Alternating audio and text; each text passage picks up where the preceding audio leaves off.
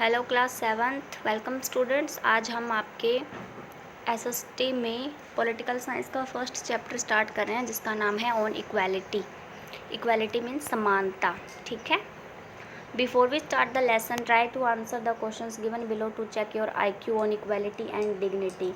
Lesson शुरू करने से पहले हम कुछ क्वेश्चंस के आंसर ट्राई करेंगे जिससे आपका आईक्यू लेवल और आपका समानता और स्वाभिमान या आत्मसम्मान में जो जानकारी है उसके बारे में पता लगेगा कि आप दोनों को किस तरीके से समझते हो।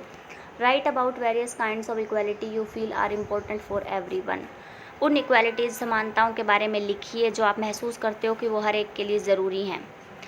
Where can one appeal in case of violation of rights provided by the constitution. अगर अपने अधिकारों का उल्लंघन, आपके अधिकारों का उल्लंघन होता है कहीं पे, तो इस केस की अपील कहाँ करते हैं, कहाँ करने की सुविधा प्रोवाइड करवाई है कॉन्स्टिट्यूशन ने, ये बताना है।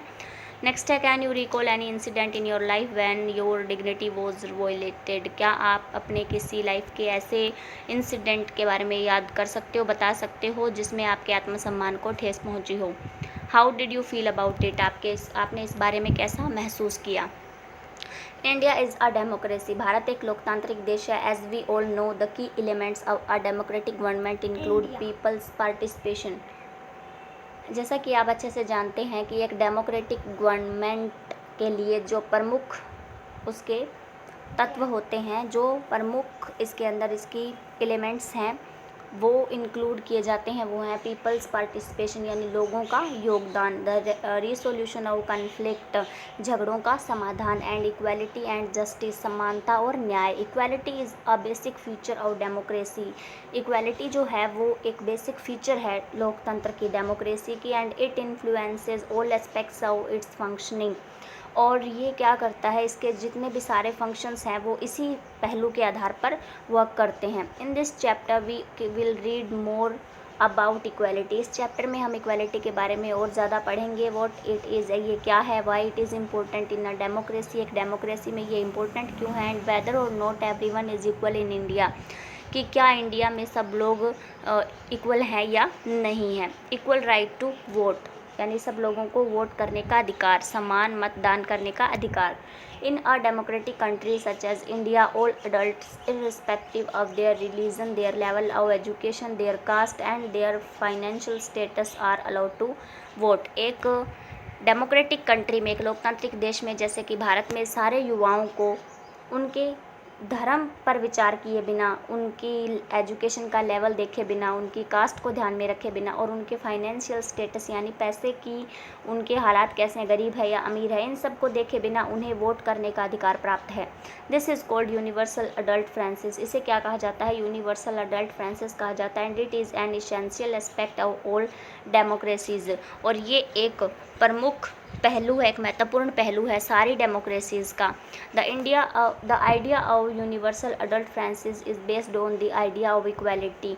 जो यूनिवर्सल अडल्ट फ्रांसिस का आइडिया है वो समानता के विचार पर आधारित है। Because it states that every adult in a country irrespective of their wealth and the communities he she belongs to has one vote. क्योंकि it states that every adult in a country is, इसमें क्या होता है कि हर एक युवा आदमी हर देश का इरिस्पेक्टिव ऑफ देयर वेल्थ, उसके धन संपत्ति को ध्यान में रखे बिना, and the communities he she belongs to, और उस समुदाय के बारे में सोचे बिना जिससे वो बिलोंग करता है, हैज़ वन वोट, उसे एक वोट डालने का अधिकार दिया जाए। But in reality equality has different meaning for different people. लेकिन सच में इक्वालिटी का मीनिंग हर एक आदमी के लिए अलग अलग है। Various forms of equality, equality की अलग अलग फॉर्म्स कैसी हैं। There are many people who live in India and who have the right to vote. यहाँ बहुत सारे लोग हैं जो भारत में रहते हैं और जिनके पास वोट डालने का अधिकार है। But whose daily living and working condition significantly different from each other. लेकिन उनका हर रोज़ का रहन सहन और उनकी जो कार्य करने की जो कंडीशंस हैं वो एक दूसरे से बिल्कुल अलग हैं। Apart from being poor, people in India experience inequality in different other ways. गरीबी होने के बावजूद, गरीबी के अलावा इंडिया में लोगों को और भी अलग अलग तरीके से अलग अलग असमानताओं का एक्सपीरियंस करना पड़ता है। The following 2 stories given below will help us understand this more clearly.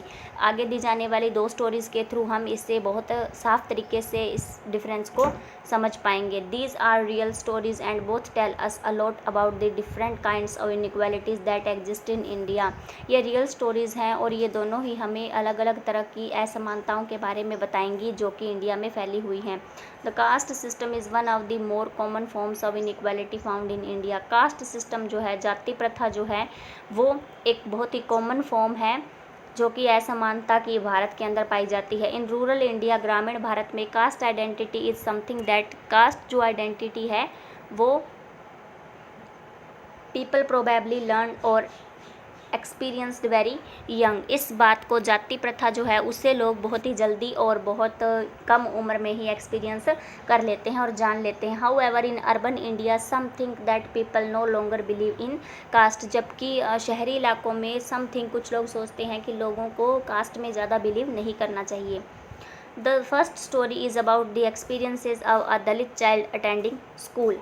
पहली स्टोरी जो है वो एक दलित बच्चे के बारे में है जो एक स्कूल अटेंड करता है। As we all know, Dalit is a term that the so called lower caste use to address themselves. जैसा कि हम जानते हैं कि दलित एक ऐसी टर्म है जिससे बहुत ही लोअर कास्ट के लोगों को एड्रेस करने के लिए यूज़ किया जाता है। Dalit means broken and by the use of this word lower castes are pointing to how they were and continue to do seriously discriminated against.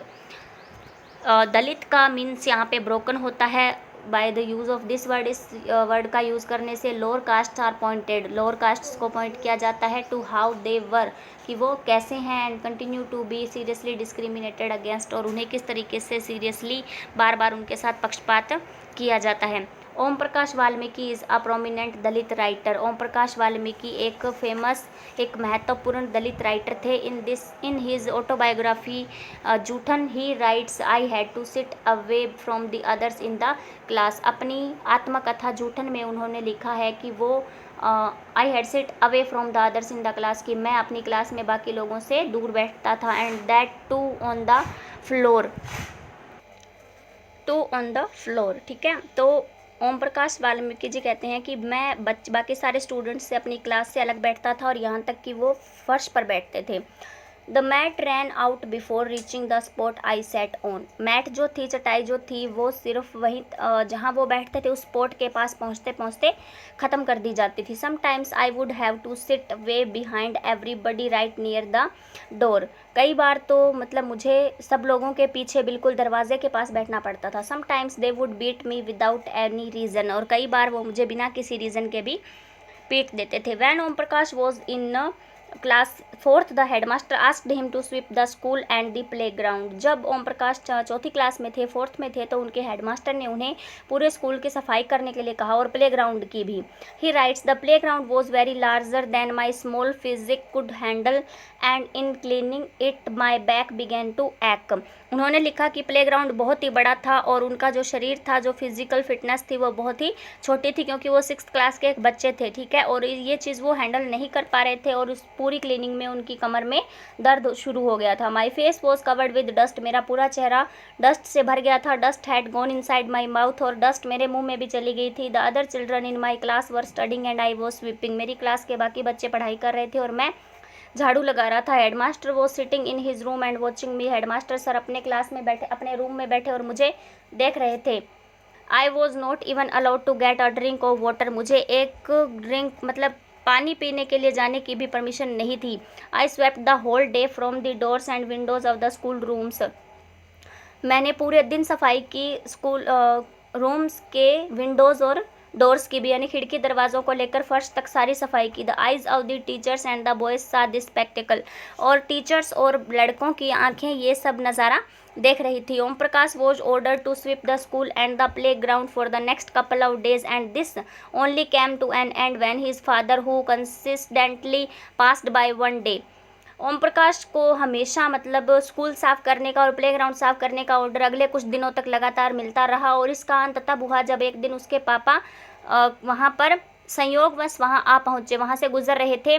सा his son sweeping the floor of the school, उन्होंने अपने बेटे को school का फर्श साफ करते हुए देखा। He came across the teachers and then walking away from the school holding Om Prakash hand, वो टीचर्स के सामने से अपने बेटे का हाथ पकड़कर, ओम प्रकाश का हाथ पकड़कर उसे स्कूल से ले गए। He said in a strong voice for and then walking away from the school holding Om Prakash hands, ठीक है, वो मतलब टीचर्स के सामने उसे ले गए ओम प्रकाश को हाथ पकड़कर। And he said in a strong voice for all of them to hear, you are a teacher so I am leaving now, but remember this much master, he will study right here in this school and not just him but there will be more coming after him. उन्होंने कहा कि अगर बहुत ही strong voice में उन्होंने कुछ कहा कि all of them to hear, आप सब सुनिए, अगर आप लोग टीचर्स हैं तो आई एम लिविंग नाउ, इसलिए मैं अभी छोड़ता हूँ, अगर आप जैसे टीचर्स यहाँ हैं तो मैं अभी स्कूल को छोड़ता हूँ। But remember this much master, लेकिन ये बात हमेशा याद रखिएगा सर कि ये अकेला यहाँ नहीं है जो स्कूल में स्टडी कर रहा है, इसके बाद और बहुत से ऐसे बच्चे आएंगे जिन्हें स्कूल में पढ़ने का